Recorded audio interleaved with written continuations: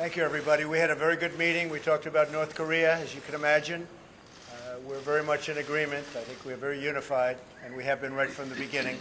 This is something that has to stop. We all feel that very strongly. I will be speaking to President Xi tonight from China, and we've been working very closely with China and with other countries. That phone call will take place tonight. So if you have any questions, go ahead. Mr. President, what have you been able to do to reassure South Korea given the recent tensions rising? Well, I think as far as reassurance, they probably feel as reassured as they can feel. Certainly they feel more reassured with me than they do with other presidents from the past, because nobody's really done the job that they're supposed to be doing. And that's why we're at this horrible situation right now. And it is a very bad situation. It's a very dangerous situation. And it will not continue, that I can tell you. So I think South Korea is very happy, and you don't mention Japan, but I think Japan is very happy with the job we're doing. I think they're very impressed with the job we're doing, and let's see how it turns out. Mr. President, were you being sarcastic when you thanked Vladimir Putin for expelling 755 diplomats from Russia? In order to reduce our payroll? Absolutely. I think you know that. I think you know that. We'll see. In fact, I was just speaking to the Secretary, and we're talking about coming up with an answer. When, Rex? Tell me. By September 1st. By September 1st, we'll have a response. But we have reduced payroll very substantially, yes. Mr. President, a lot of Americans are on edge with this rhetoric going back and forth between the United States and North Korea. What can you tell them? What do you think tell them? You know what I can say? Hopefully it'll all work out. Okay? Nobody loves a peaceful solution better than President Trump, that I can tell you. Hopefully it'll all work out. But this has been going on for many years. Would have been a lot easier to solve this years ago before they were in the position that they're in.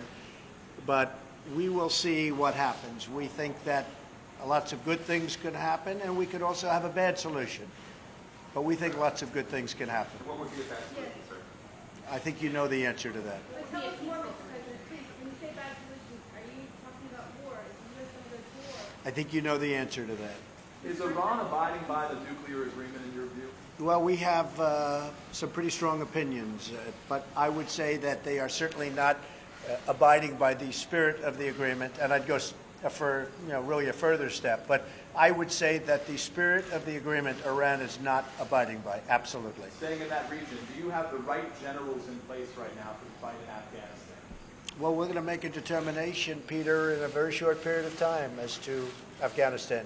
I've been looking at it. It's our longest war in history, 17 years. That's unacceptable. We will be making decisions, as you know very well. We're looking at that very closely. We talked about it a little bit today. We talked about Venezuela today also, by the way. Venezuela is a mess. It's a very dangerous mess and a very sad situation. But we talked about Venezuela also. We're a couple weeks into General John Kelly's time as your chief of staff. What have you done differently? What has he done to change the way you act, perhaps in the way that your White House acts? Well, I think General Kelly has done a fantastic job. He's a respected person, respected by everybody. Things have come together very nicely. And I have to say, I think probably, and I've gone through this a lot, but I think very, very few presidents have done what we've done in a 6-month period. Whether it's optimism in business, whether it's a stock market, whether it's picking up $4 trillion in value with companies and equity, whether it's all of the many things, including a Supreme Court justice, regulations being cut massively. We have, I think it's 48 bills being passed in the I'm talking about legislature, not just executive orders. I think few have done anywhere near what we've done. And we'll work now on tax reform cuts. We'll never stop working on, as you know, health care. That's also working. And we're working on other things, including infrastructure. We're going to have a very big infrastructure bill. So I think nobody's done, very rarely could I say that anybody's done. I'm not sure that anybody's done what we've done in a 6-month period. But I think that General Kelly has brought a tremendous, he's brought something very special to the office of chief. I call him chief. He's a respected man. He's a 4-star from the Marines. And he carries himself like a 4-star from the Marines. And he's my friend, which is very important. Mr. President, a number of Republican senators have rushed to defense of Senator Gurley and McConnell in the last day or so. What do you make of that? And have you reached out I to don't make anyone? anything of it. We should have had health care approved. He should have known that he had a couple of votes that turned on him, and that should have been very easy to handle, whether it's through the fact that you take away a committee chairmanship or do whatever you have to do. But what happened, in my opinion, last week is unacceptable. People have been talking about repeal and replace for 7 years, long before I ever decided to be doing what I'm doing. 7 years they've been talking repeal and replace, and it didn't happen. And not only didn't happen, it was a surprise. And it was a horrible surprise. And it was very unfair to the Republican Party and very unfair to the people of this country. So I was not impressed. Now, can he do good? I think so. I think we can do very well on taxes, cuts, reform. I think we're going to do well on infrastructure. And things will happen with respect to health care. And I think things will happen maybe outside of necessarily needing Congress, because there are things that I can do as president that will have a huge impact on health care. So you watch. Have you Stay spoken tuned. to the governor? Have you spoken to the governor of Guam? And what did you tell him? No, I have not, but I feel that they will be very safe. Believe me, they will be very safe. And if anything happens to Guam, there's going to be big, big trouble in North Korea. Have you ordered any change in our military readiness? I don't want to say that. I don't talk about that. You know that. I'm not one that says we're attacking Mosul in 4 months. Okay, we do it or we don't do it. Yes. You're interrupting your trip here to return to Washington on Monday. Can you tell us why you're doing that? Well, this isn't really for me a trip. You know, I stay out of Manhattan because it's so disruptive to go to Manhattan. Now, I will be going on Sunday night. I have meetings on Monday and Tuesday going to Manhattan. But I stay out because it's so disruptive. You know, all of my life, I mean my adult life, because I grew up in Queens, not in Manhattan. But during the time that I lived in Manhattan, whenever a president came in, it was very disruptive. And I think I'm probably more disruptive than any of them. So when they have to close Fifth Avenue, when they have to close 56th Street and many other streets, so I'm here for that reason. We're doing a tremendous amount of work. We're having, large numbers of meetings, and I'm on the phone a lot. But I'm here for that reason. I would love to go to my home in Trump Tower, but it's very, very disruptive to do. So what's your trip to Washington on Monday?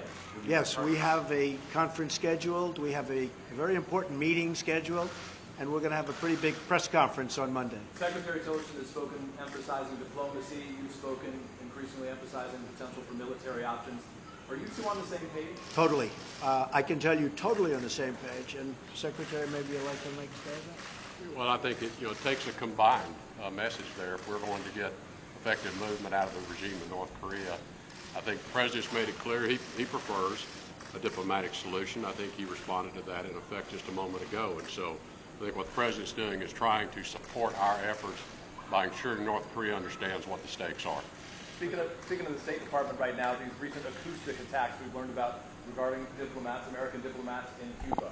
Who's responsible for the acoustic attacks? Is it Cuba? Is it Russia? Who's to blame for that?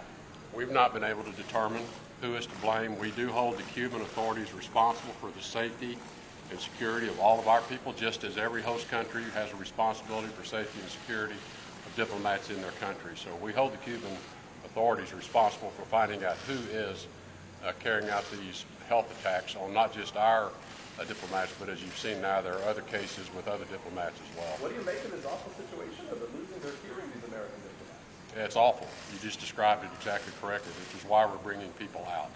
Can you tell us what you're considering for Venezuela? What options are on the table right now to deal with this? We have many options for Venezuela. And by the way, I'm not going to rule out a military option. We have many options for Venezuela. This is our neighbor. This is, we're all over the world.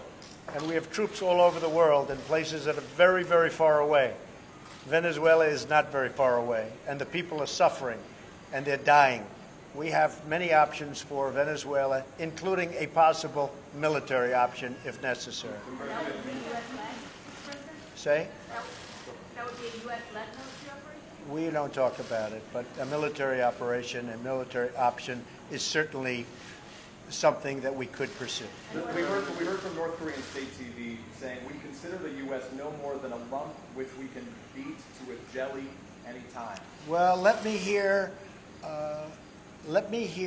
others say it, because when you say that, I don't know what you're referring to and who's making the statement. From Russia. But let me hear Kim Jong-un say it, okay? He's not saying it.